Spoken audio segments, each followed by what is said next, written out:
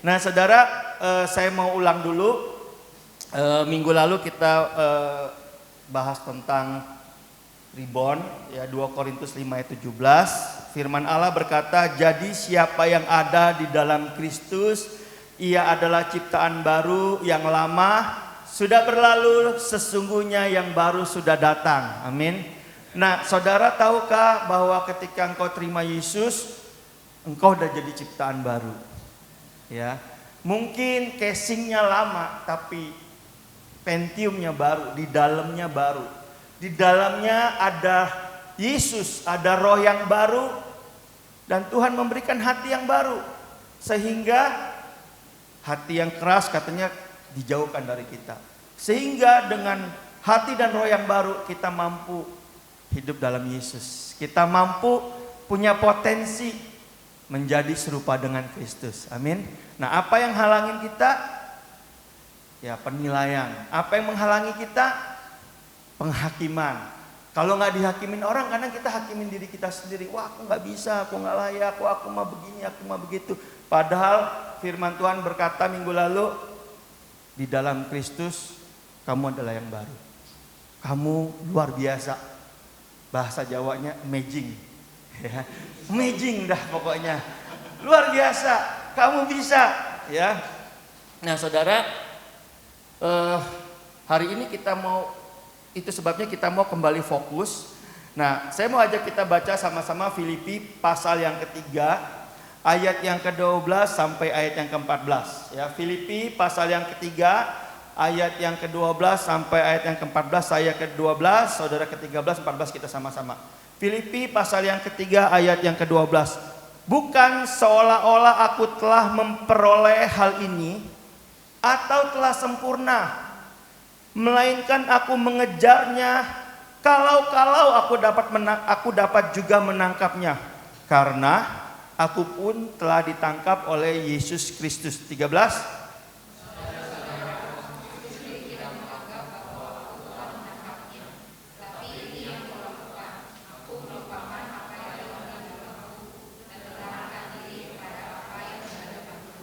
Sama-sama.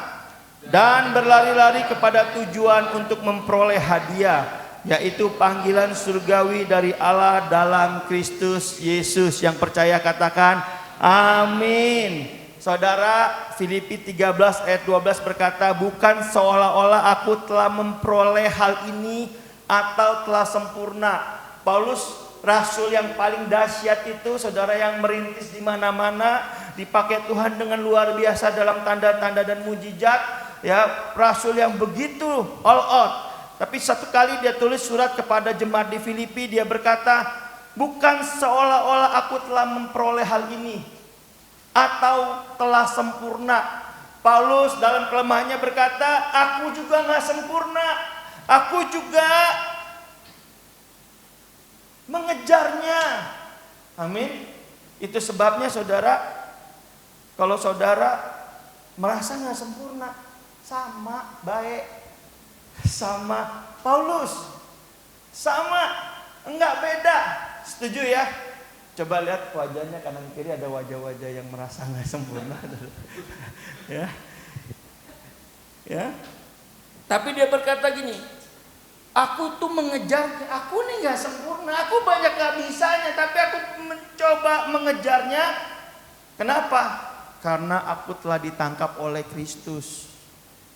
Kalau menurut minggu lalu, karena katanya kalau Yesus mati untuk semua orang sudah mati.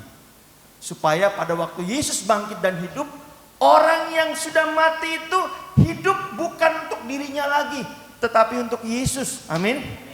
Itu sebabnya saudara, Paulus berkata, aku sebenarnya gak sempurna, aku banyak kekurangan, tapi ini yang aku lakukan, aku mau kejar, terus aku mau kejar. Kenapa? Karena aku telah ditangkap Yesus. Karena aku sudah menerima kematian Yesus. Aku juga menerima kebangkitannya. Makanya aku hidup enggak untuk diri aku lagi, kata dia gitu. Ayat 13, saudara-saudara, aku sendiri tidak menganggap bahwa aku telah menangkapnya, tetapi ini yang aku lakukan. Nah ini yang Paulus lakukan. Dan ini yang mungkin belum kita lakukan. Aku telah melupakan apa yang telah ada di belakangku. Saudara, berapa banyak saudara yang hari-hari ini udah melupakan apa yang telah di belakang kita, move on, nggak inget-inget lagi masa lalu, atau masa lalu itu kita sudah dipulihkan total sehingga kita nggak hidup dalam trauma-trauma di masa lalu yang membuat hati kita sulit maju, sulit bertumbuh. Kenapa? Waktu di scan ternyata kita masih simpan kecewa, simpan pahit, simpan kecewa, simpan pahit. Saya coba bayangin kalau mau kecewa dan pahit, pasti Yesus nggak sampai selesai sampai tugasnya. Setuju ya? Karena Yesus ngalamin ditinggalin, dilemparin batu, dianiaya, mungkin nggak sampai selesai. Paulus kalau dia lakukan hal yang sama, mungkin dia nggak sampai, saudara. Makanya Paulus bilang prinsip yang pertama adalah dia bilang, aku telah melupakan apa yang telah ada di belakangku. Saudara, hari ini firman Tuhan mengingatkan kita berapa banyak saudara yang masih hidup di masa lalu. Hidupnya di masa lalu, saudara. Hidupnya terikat sama masa lalu. Sehingga engkau gak bisa bertumbuh masuk ke dalam next level. Amin. Saudara, kalau dari satu ruangan mau pindah ke ruangan lain, saudara harus berjalan melangkah meninggalkan ruangan yang pertama ini kepada ruangan berikutnya. Atau kalau enggak, saudara akan ada muter-muter di ruangan yang sama. Amin, saudara. Nah, yang pertama dia berkata apa? Aku telah melupakan apa yang telah di belakangku. Tapi bukan cuma melupakan, saudara. Yang kedua dia berkata, aku mengarahkan diri kepada apa yang ada di hadapanku. Apa yang ada di hadapan kita tahun 2023? Apa yang ada di hadapan kita? Mari kita kerjakan dengan serius. Yuk, mari kita fokus mengerjakan dengan serius. Yuk, mari kita bangkit. Yuk, mari kita melangkah. Bahkan katanya bukan cuma mengarahkan. Saudara duduk di belakang, saya maju mundur, jadi sama aja jatuhnya ya, jaraknya. Ya. Tapi berarti bukan cuma mengarahkan, tapi dia berlari. Berlari. Ayo berlari. Berlari kepada tujuan untuk memperoleh hadiah, yaitu panggilan surgawi dari Allah dalam Kristus Yesus. Amin, saudara. Ada 3 hal. Lupain yang lalu. Lupain. Itu udah masa lalu, udah lewat. Yuk mengarahkan diri kepada tujuan. Yuk mengarahkan diri kepada masa depan, future. Apa yang ada di tangan kita yang bisa kita kerjain tahun 2023. Yuk. Apa yang pernah Tuhan janjiin dalam hidup saudara? Mungkin kelewat, saudara. Mungkin udah lupa. Mungkin udah gak inget. Mungkin rasanya, Pak itu udah tahunan yang lalu Tuhan bicara. Pak itu mah udah, mungkin kalau yang lebih senior ya, kayak Oma misalnya, mungkin itu Tuhan bicara udah 20 tahun yang lalu, 30 tahun yang lalu. Wang Cile ya, udah lupa. Udahlah gitu. Tapi Tuhan nggak pernah lupa apa yang Tuhan taruh di hati kita, apa yang Tuhan janjikan. Mari kita mengarahkan kembali pada tujuan. Dan bukan cuma mengarahkan, saudara, tapi lari. Lari supaya kita makin mendekat kepada tujuan yang Tuhan taruh dalam hidup kita. Karena semua kita diciptakan bukan kebetulan, ada tujuan. Amin. Efesus 2 ayat 10 dikatakan kita ini buatan Allah, diciptakan dalam Kristus Yesus supaya kita melakukan perbuatan baik yang telah Dia sediakan bagi kita. Amin. Ayo saudara, Tuhan mau pakai saudara dahsyat, bahkan melampaui apa yang gak pernah saudara pikirkan. Amin. Nah, saya hari ini saudara pengen ingetin kita bahwa saudara tuh punya panggilan, punya visi yang Tuhan udah kasih. Yuk balik, ingat lagi, arahin. Nah, saya diingetin waktu siapin ini sama satu pribadi ini, saudara. Namanya Kaleb bin Yefun. Ulangan 1 ayat 36 berkata, kecuali Kaleb bin Yefun Dialah yang akan melihat negeri itu, dan kepadanya dan kepada anak-anaknya akan kuberikan negeri yang diinjaknya itu, karena dengan sepenuh hati apa? Ia ikut Tuhan.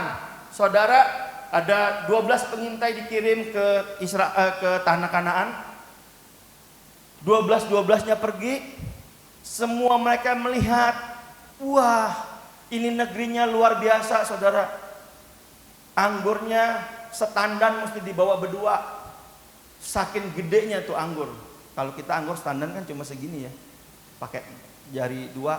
Ini mesti digotong berdua, saudara. Saking gedenya, saking suburnya, saking makmurnya, sampai disebut tanah yang penuh dengan madu dan susu. Tapi saudara, waktu pulang, yang 10 bilang gini, emang di sana aduh makmur, penuh madu susu. Tapi musuhnya raksasa-raksasa. Kita kalau di-compare sama mereka kayak belalang. Nggak ada apa-apanya. Hanya Kaleb, saudara, dan Yosua yang berkata, enggak. Itu negeri milik kita. Karena selama 40 hari mereka berjalan, mereka ngeliat begitu luar biasa negeri itu. Dan mereka punya visi. Suatu saat mereka akan ada di negeri itu. Kenapa? Karena Tuhan janjiin. Amin. Dari semua orang itu, saudara, 12 orang hanya 2 yang berpikir positif.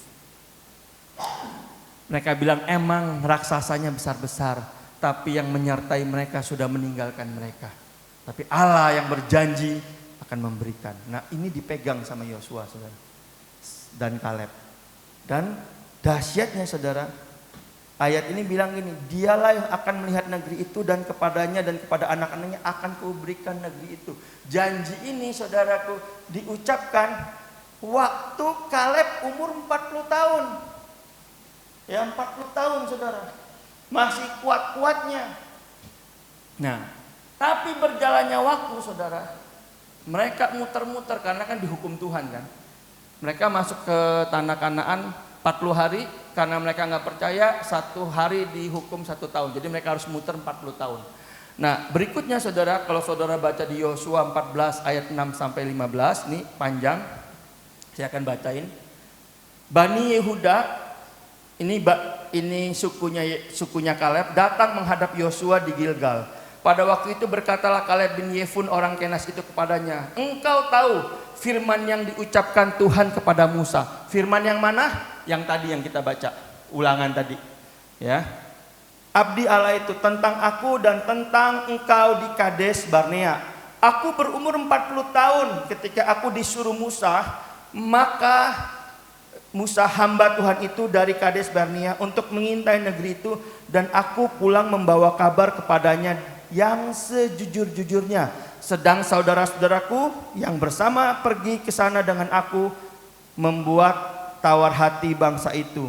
Aku telah mengikuti Tuhan Allahku dengan sepenuh hati. 9. Pada waktu itu Musa bersumpah katanya, sesungguhnya tanah yang diinjak oleh kakimu itu akan menjadi milik pusakaku dan anak-anakmu sampai selama-lamanya. Itu yang tadi kita baca ulangan 3 ayat 16. Sebab engkau tetap mengikuti Tuhan Allahku dengan sepenuh hati. Jadi sekarang sesungguhnya Tuhan telah memelihara hidupku seperti yang dijanjikannya. Sudah 45 tahun lamanya sejak diucapkan Tuhan firman itu kepada Musa. Dan selama itu orang Israel mengembara di padang gurun. Jadi sekarang telah berumur 85 tahun aku hari ini. Ayat 11. Pada waktu ini aku masih sama kuat seperti pada waktu aku disuruh Musa. Seperti kekuatanku pada waktu itu, demikian kekuatanku sekarang untuk berperang dan untuk keluar masuk. Oleh sebab itu, berikanlah kepadaku pegunungan yang dijanjikan Tuhan pada waktu itu. Sebab engkau sendiri mendengar pada waktu itu bahwa di sana ada orang enak dengan kota-kota yang besar dan berkubu. Mungkin Tuhan menyertai aku sehingga aku menghalau mereka seperti yang difirmankan Tuhan. Saudara, kenapa ayat ini saya bacain? Karena buat saya sesungguhnya tidak mungkin umur 40 sampai ke 85 bisa punya kekuatan yang sama kalau kekuatan itu nggak dilatih. Bener ya? Dan nggak mungkin kekuatan itu dilatih, tidak dilatih dengan konsisten dan dengan tujuan. Nggak mungkin saudara, pasti latihannya konsisten. Setuju nggak? Pasti latihannya sungguh-sungguh. Kenapa dia bisa sungguh-sungguh? Karena dia punya mimpi. Mimpinya apa? Satu kali dia akan masuk ke Kiryat Arba, Bukit Hebron, Gunung Hebron untuk mendudukinya. Jadi dia latihan terus sampai usianya 85. Saya kalau bikin rata-rata saudara ya. Musa meninggal umur 120, Kaleb 110. Jadi di kepala saya rata-rata umur orang-orang hari itu 120. Ini saya kira-kira, kalau sekarang rata-rata usia manusia berapa? Ya 70, 80, 85, ya 90. Ya puji Tuhan lah ya kalau bisa 90. Tapi rata-rata mungkin 80 katanya. 70, 80 itu bonus. Kata firman Tuhan bukan kata saya. Jadi saya pikir-pikir kalau orang rata-rata 80, saya berapa sih umur Kaleb itu kalau sekarang? Ya jadi kira-kira 85 per 120 lah kira-kira, terus dikali gitu umur sekarang berapa. Nah saya dapetin berarti kira-kira umurnya tuh 57, 56, 777 gitu, 57-an, 56, 57. Jadi 57 kekuatan dia kalau kayak manusia sekarang gitu, dan kekuatannya sama seperti waktu dia pertama kali sama Tuhan. Wah, itu saya nggak tahu latihannya seperti apa.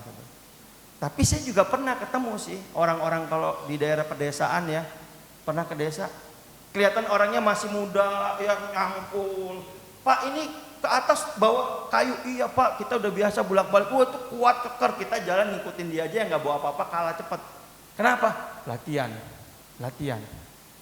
Nah jadi saya mau ngomong ini sama saudara,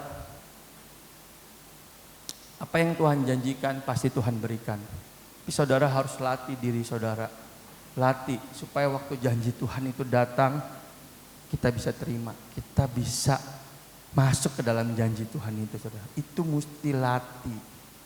Amin saudara. Dan kalau saudara baca ayat berikutnya saudara, ya ayatnya bilangnya, itu sebabnya Hebron menjadi milik pusaka Kaleb bin Yefun orang Kenas sampai sekarang ini, karena ia tetap mengikuti Tuhan Allah Israel dengan sepenuh hati. Nama Hebron dahulu ialah Kiryat Arba. Arba artinya orang yang paling besar di antara orang enak, dan amanlah negeri itu, berhentilah perang. Saudara kalau saudara tahu Goliat lawan Daud, Goliat itu kan tinggi katanya 6 hasta. Kalau ini saudaraku, nenek moyangnya saya percaya lebih tinggi lagi saudara. Dan hari itu seluruh tanah Kanaan sudah hampir semuanya dikuasai oleh bangsa Israel, kecuali Kiryat Arba. Karena itu pusatnya orang-orang raksasa saudara. Jadi saya percaya itu bukan cuma sekedar visi Kaleb untuk punya daerah yang bagus, keren di pegunungan, bukan. Tapi dia pengen menaklukkan dan menghancurkan pusat dari kekuasaan musuh, pusat dari kekuasaan raksasa-raksasa. Dan Tuhan pakai dia saudara untuk ngancurin. Walaupun itu gak di pikiran dia mungkin, tapi itu terjadi menurut sejarah.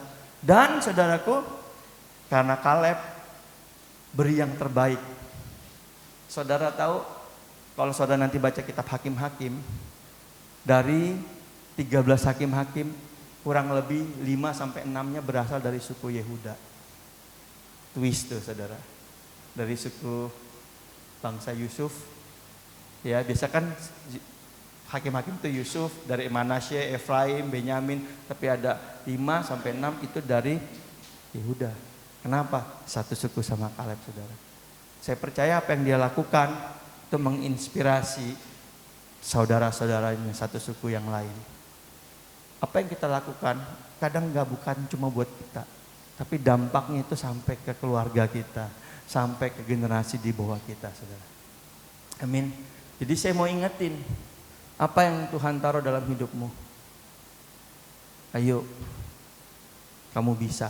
karena Kristus ada di dalam kamu. Nah, orang yang kedua yang saya terinspirasi adalah Daud, saudara.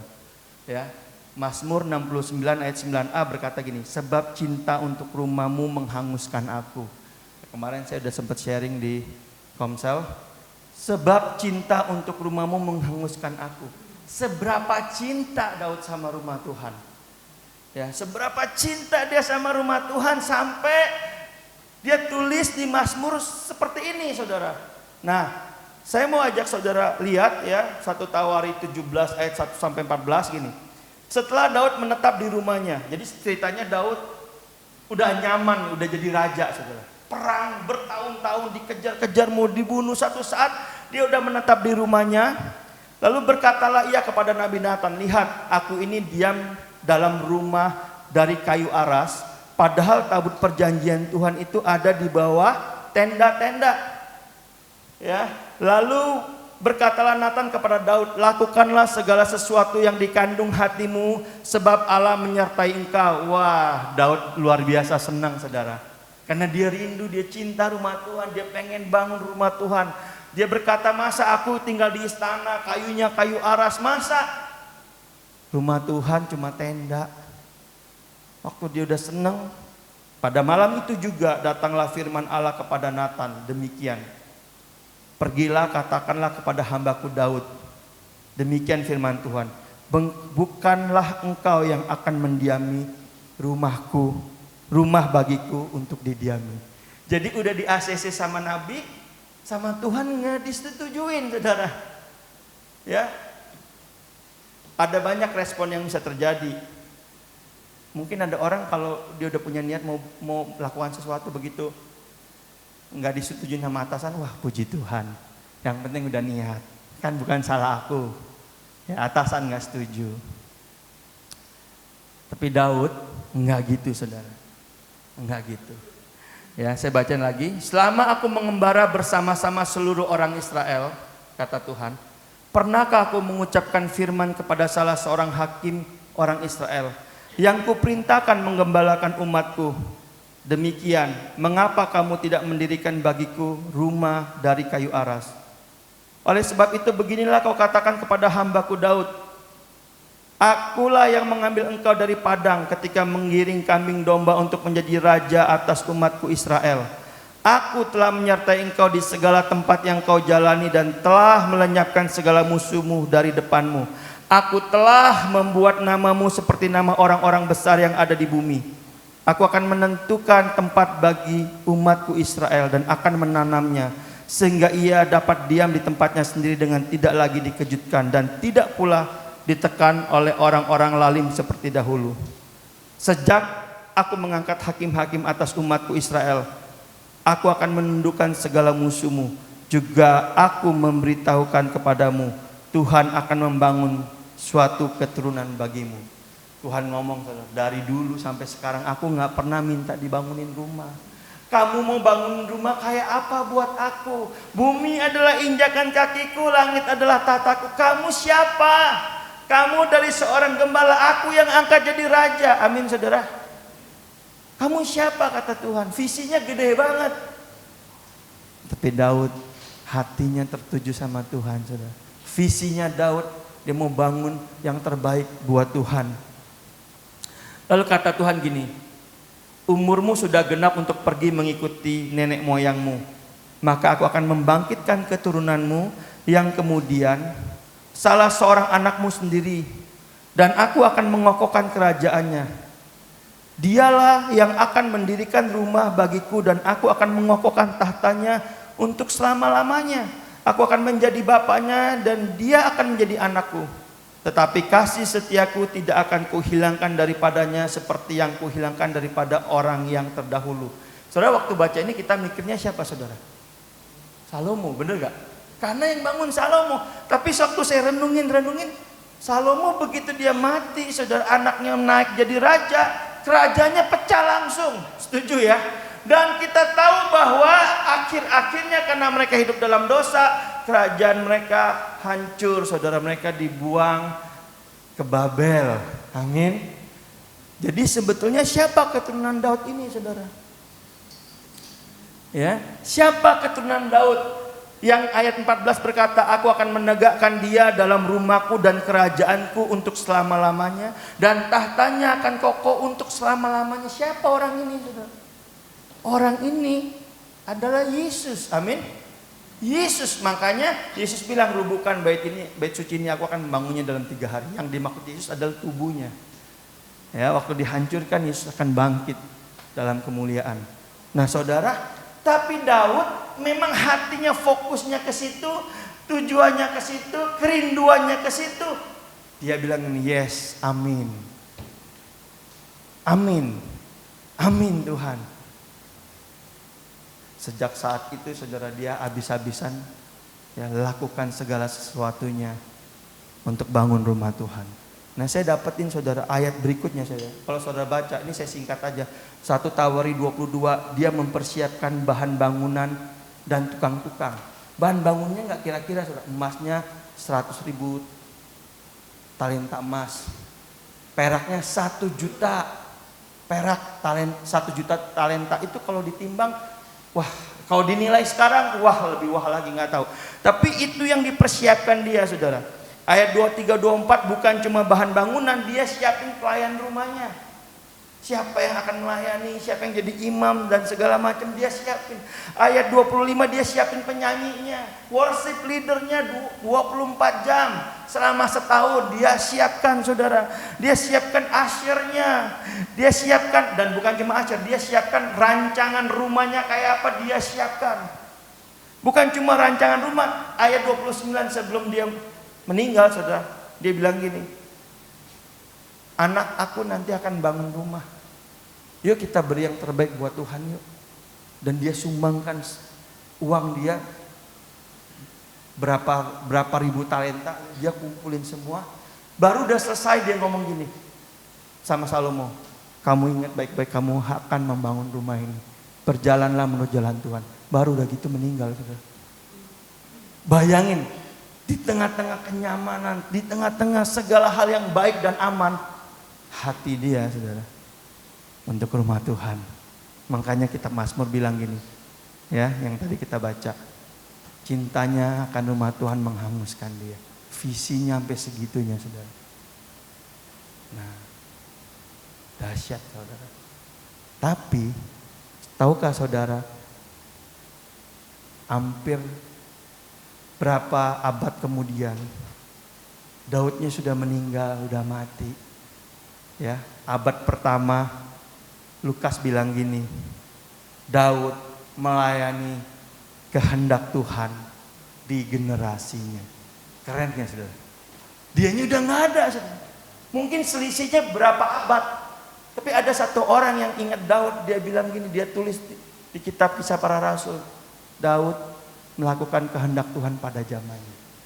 Begitu luar biasa.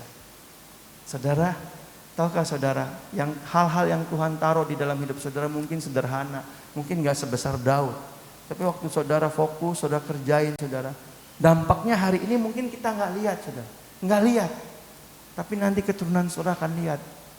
Anak cucu saudara akan lihat. Orang-orang di sekitar saudara akan lihat. Nah, itu sebabnya saya mau, ayo, mari kita buka tahun ini, kita mau fokus sama apa yang Tuhan taruh di hidup kita. Amin. Jangan melihat orang lain. Orang itu enak ya. Sementara kita enak sama orang lain punya di depan mata kita nggak kita kerjain. Paham nggak maksud saya? Hah? Wah, enak ya si itu. Support sistemnya, keluarganya bagus. Oh, enak ya si ini. Wah, itu wah parah. Itu kasihan gitu. Tapi selama kita komentar sana sini, kita nggak selesaikan apa yang menjadi bagian kita. Nah, hari ini saya rindu untuk kita, yuk sama-sama kembali fokus kepada apa yang Tuhan taruh dalam hidupmu. Amin. Nah, kita mau finishing well, saudara. Yohanes 14 ayat 12 bilang gini, aku, ya Yesus berkata kepadamu, aku berkata kepadamu, sesungguhnya barang siapa percaya kepadaku, ia akan melakukan juga pekerjaan-pekerjaan yang aku lakukan. Bahkan pekerjaan-pekerjaan yang lebih besar daripada itu. Sebab aku pergi kepada Bapa. Ini yang ngomong siapa? Yesus. Bukan saya, saudara. Bukan Taufik yang ngomong. Yang ngomong Yesus. Saudara akan melakukan pekerjaan yang lebih besar daripada yang Yesus lakukan. Amin, saudara. Ya, aminnya nggak percaya. Nggak percaya. Emang sih, kalau lihat diri kita sendiri pasti nggak percaya. Tapi katanya kamu adalah ciptaan yang baru, yang lama telah berlalu, yang baru sudah datang. Amin, saudara. Ini, saudara. Yesus berkata, kamu yang percaya, kamu akan lakukan pekerjaan yang besar. Ini janji Tuhan buat kita semua. Nah, ini janji Tuhan buat kita semua. Nah, itu sebabnya saudara, ini saya kasih sharing aja ya. Supaya saudara ingat-ingat, enggak semua kita adalah orang yang kalau nggak ditulis, ingat. Ada orang yang mesti ditulis. Setuju ya? Saya mah boro-boro ingat. Kacamata taruh di mana aja katanya suka lupa. Bukan katanya yang beneran. Taruh gitu di mana ya? Saya tanya-tanya, nggak tanya saya taruhnya gini, saudara. Ada yang lihat kacamata saya lagi. Yang lebih repot lagi, satu kali saya taruh kunci mobil di celana, saudara. Saya mau pergi, saya panik kan. Mana kunci mobil? Wih, dicari. Oh, saya suruh mbak di rumah, cari. Terus saya, oh ini. Terus mbaknya ngomong gini, Pak, kalau taruh di situ mah tuh nggak ketemu, Pak, saya yang nyari. Itu nggak ketemu, Pak. Nah, saya orangnya pelupa, saudara. Nah, saya nggak tahu saudara orang yang jenis apa. Tapi kalau saudara pelupa, ada bagusnya kita tulis, ya kita tulis supaya kita sering baca, supaya kita diingatkan kembali, kita tempel, saudara. Ya di tempat-tempat yang misalnya di tempat belajar, di kamar, di tempat kita suka saat teduh gitu. Misalnya apa yang kita mesti tempel? Ada 8, ya saudara pilih aja. Nggak usah banyak-banyak, 1, 3 aja saudara yang lebih baik dari tahun lalu. Misalnya dalam kerohanian atau faith, ya. Misalnya saudara mau tulis setiap hari baca 1 pasal misalnya. Ya, saudara mau tulis apa yang saudara dapat setiap hari misalnya. Supaya saudara makanan rohaninya dijaga. Ambil waktu saat teduh 30 menit misalnya, ya.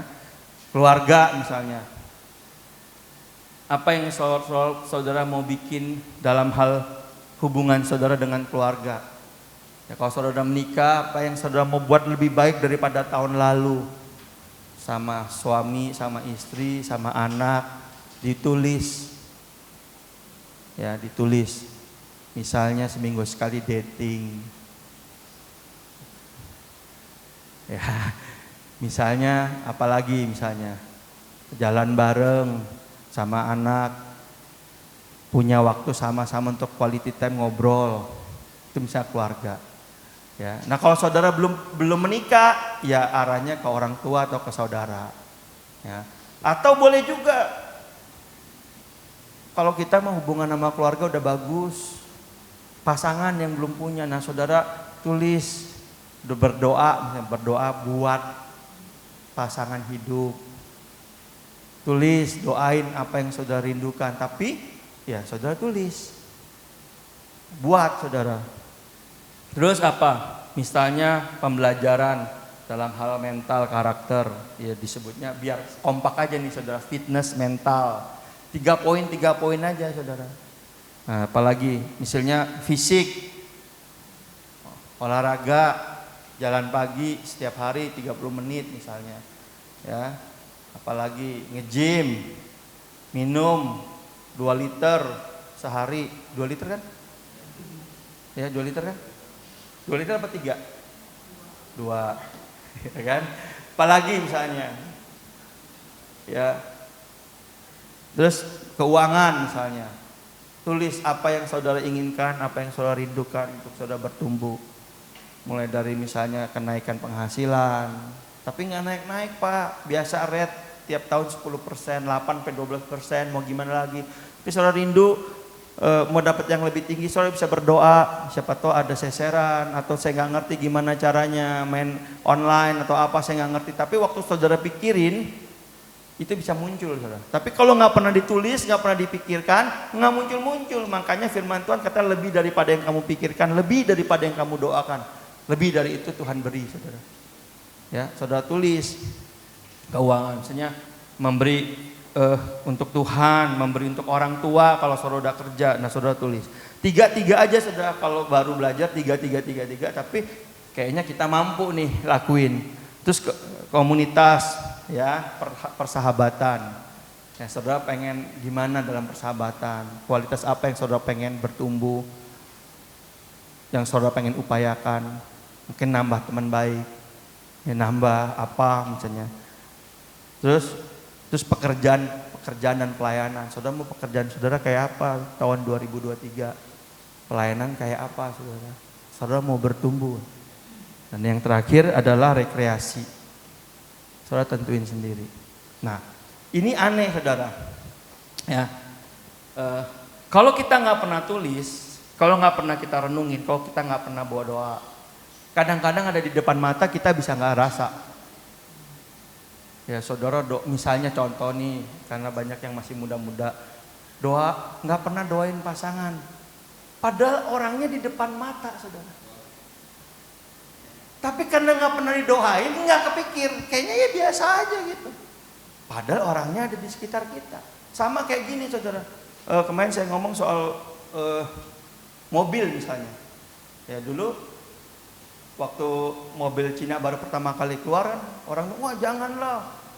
Misalnya mobil Cina itu ngeri, nggak bagus gitu. Nggak ada yang berani beli, nggak ada yang berani pakai karena ada yang bilang begitu. Otomatis di sini kayak mobil Cina nggak bagus. Emang banyak yang pakai gitu.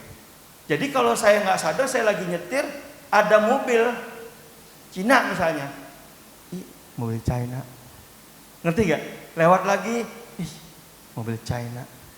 Sekarang yang lagi ngetop katanya mobil Korea, ya, mobil Korea bagus. Banyak nggak sih yang make?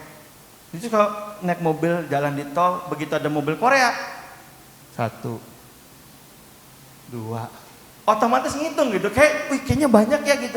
Tahu nggak kenapa banyak? Karena ada di kepala saya, jadi waktu ngelihat saya ngeh. Tapi kalau nggak ada di kepala, lewat, kadang-kadang nggak tahu. Ya lewat aja biasa mobil, nggak ada bedanya, nggak ada istimewanya. Tapi kalau udah ditaruh di kepala kita, begitu ngelihat, oh ini ya gitu. Paham nggak maksud saya, saudara? Sama, saudara. Waktu saudara tulis, saudara baca berkala, 3 hari sekali, seminggu sekali saudara lihat. Waktu opportunity-nya lewat, saudara sadar, ini kesempatan Tuhan. Jangan-jangan ini, oh ini waktunya gitu. Nih, misalnya nih, kita berdoa buat keluarga kita bertobat terima Tuhan. Dan ada kan keluarga kita yang belum percaya sama Tuhan, kita doain. Satu kali keluarga kita yang kita doain ini sakit. Terus dia bilang gini, doain aku ya. Aku sakit, doain supaya misalnya penyakitnya sembuh. Tapi karena di kepala kita nggak pernah kita tulis, waktu suruh doain kita respon pertama bisa malu-malu. Ya udah gampang nanti didoain gitu. Kita nggak doain langsung. Atau kita doain, kita nggak sempet ngomong tentang Tuhan sama dia, nggak nanyain. Misalnya siapa saudara kita, siapa misalnya sepupu, Koko misalnya. Kalau lu mau nggak terima Yesus, karena Yesus memberikan bukan cuma kesembuhan, semua dia berikan. Boleh nggak aku doain, injilin sebentar? Kenapa nggak pernah? Kenapa nggak muncul di hati? Karena kita nggak pernah taruh. Kita kalau taruh, kita sadar, jangan-jangan ini waktunya Tuhan, ngerti ya? Tapi kalau nggak kita taruh, kita nggak ngerti. Sama, kita doain Tuhan, berdoa dong. Kita nggak pernah berdoa untuk sebuah peluang bisnis, padahal kita pengen penghasilannya nambah. Sekitar kita ngomong banyak hal tentang peluang bisnis, nggak ada satupun yang ada yang kita bisa lihat, wah ini jangan-jangan peluang. Kenapa? Karena nggak pernah kita taruh di goal, nggak pernah kita doain. Padahal muncul kita anggap adalah susah lah, inilah itulah. Padahal kalau kita udah taruh terus kita doain, saudara, kemungkinan waktu itu muncul kita akan pertanyaan pertama, jangan-jangan ini bukan ya? Wah, kayaknya mesti diuji nih. Kalau uji kan berarti saudara observasi, bener gak? Tanya-tanya lebih. Tapi kalau saudara nggak pernah taruh, saudara pikir nasib udah pokoknya setiap tahun naik 10% karena inflasi, 8%. Ya saudara nggak akan pernah, di depan mata aja kita nggak pernah lihat saudara, karena nggak ada dalam fokusnya kita. Oke, nah saya berdoa supaya kita semua bisa buat. Nah untuk buat ini saudara, nah saya akan kirim PDF-nya nanti di grup yang saudara ngerasa, wah kayaknya perlu juga nih bikin gitu ya, saudara bisa bikin. Setiap poin ada 3, saudara bisa bikin, saudara bisa tempel, saudara bisa bikin kecil, saudara bisa taruh di saku atau di mana saya tempel lah. Jadi waktu saudara mau berdoa, waktu saudara lihat, saudara bisa doain sebentar. Tuhan, aku berdoa tahun ini aku mau punya kualitas yang lebih baik dengan keluarga. Tuhan, aku berdoa tahun ini keuangan bisa lebih baik Tuhan. Kenapa? Karena ada di depan mata. Amin. Nanti PDF-nya akan saya share di grup. Nah, saudara bisa isi. Nah, kalau saudara mau bahas dengan teman-teman waktu saudara bertemu sharing, nggak ada masalah. Kenapa kita mau dan kita percaya saudara? Tahun ini Tuhan mau buat sesuatu yang lebih baik buat saudara. Tahun ini ada banyak pergumulan, ada banyak peperangan, tapi waktu kita persiapin diri, kita bisa menghadapinya dengan jauh lebih baik. Amin. Kita tahu kita mau kemana arahnya, kita mau target apa, kita tahu. Dan kita punya sasaran doa, pokok doanya tajam. Ini Tuhan aku mau. Kalau Tuhan nanti mau berubah nggak masalah, yang penting kita tahu waktu datang sama Tuhan. Amin. Nah, kita mau lakukan ini kenapa? Karena kita percaya waktu saudara ada di dalam Tuhan, semua potensi-potensi dalam diri saudara Tuhan mau pakai. Tuhan mau kembangkan terus sampai suatu saat nanti orang bingung lihat kita karena kita udah banyak berubah, banyak bertumbuh, tapi kita nggak berasa. Kenapa? Ya karena kita cuma lakukan ini dulu, nggak tahu dampaknya begitu besar. Amin.